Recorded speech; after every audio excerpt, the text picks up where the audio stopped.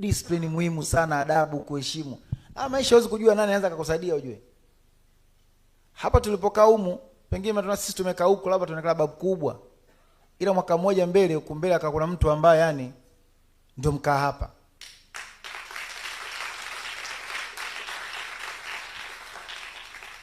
Sasa lazima kuwa na discipline endelevu.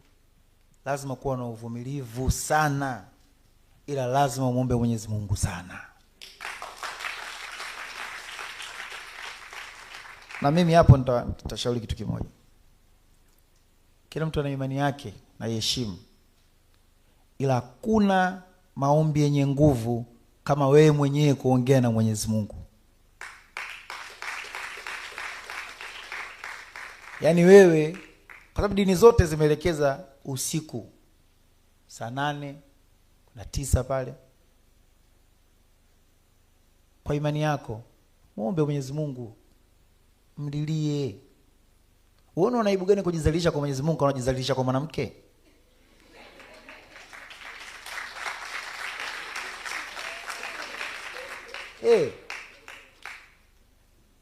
Mlilie, muombe Mwenyezi Mungu, mlalamikie kile unachokitaka, kinakuwa.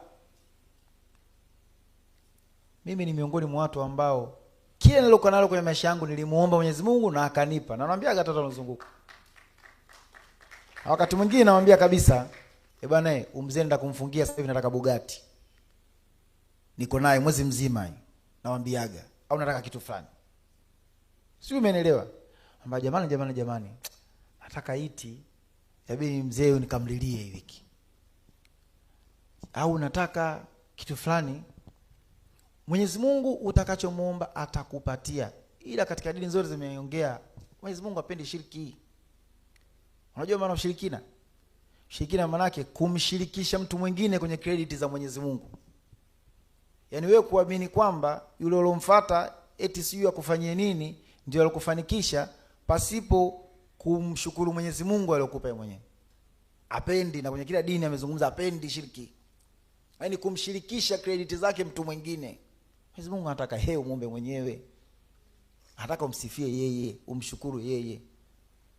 Na ukimuomba mimi nakuthibitishia nakupa.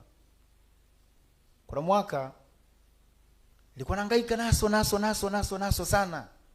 Nikakutana na brother moja anaitwa Kenny, alikuwa Kenny Modo. Hapo nishachanganyikiwa, nakumbuka nimeenda kwa brother moja anaitwa Eddie.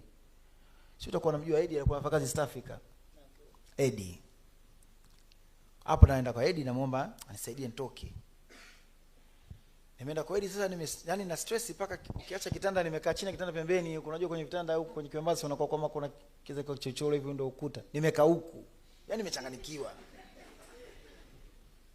Akaja Kenny pale kasimama akawa anaongea Kenny Modo anaitwa. Yeye alikuwa na pitch kitu kimoja tu, anasema ukimuomba Mwenyezi Mungu anakupa. Tena anamwambia nyinyi sikizeni, asipokupa njoo mnifuate mimi. Mimi nimeomba Mwenyezi Mungu kanipa. Akasema kwa bahati mbaya mimi sio kwenye kazi, yeye mwenyewe kwa anaomba sema tukamwomba Mwenyezi Mungu kampa mwanamke mwenye hela kwa maisha menyoka.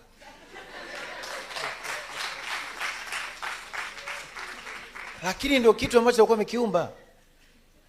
Na akasema mimi nakuthibitishia ukimuomba Mwenyezi Mungu. Yaani huyo mimi nakwambia, mimi nishasikizaga mashehe, mapasta manani. Ila sikudanganya yule bwana, yani alinijaza imani ya mimi sana kwenda kumuomba Mwenyezi Mungu. Nikaenda kumuomba Mwenyezi Mungu, sikuchelewa ndo nikatoka. Kwa sasa hivi uniambii chochote na kumuomba Mwenyezi Mungu. Na kila ninachomuomba Mwenyezi Mungu mimi anajalia kwa wakati ambao anaona kwa sawa. Na acheleweshagi. Unaona Mungu anachelewesha, kuna wakati mwingine unakosea wewe.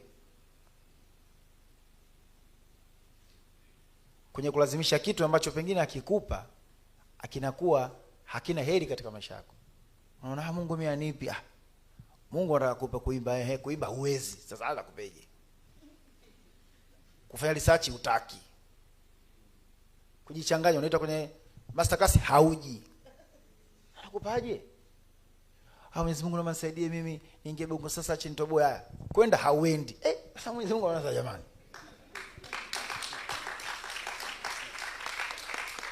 Sio, umenielewa? Ila Mwenyezi Mungu ukimuomba kwa kile utakachokiomba chenye heri atakupatia. Mimi nakuthibitishia. Discipline muhimu, kwa Mwenyezi Mungu muhimu, Chio endelea watu wengine mpaka sitomaliza hapa.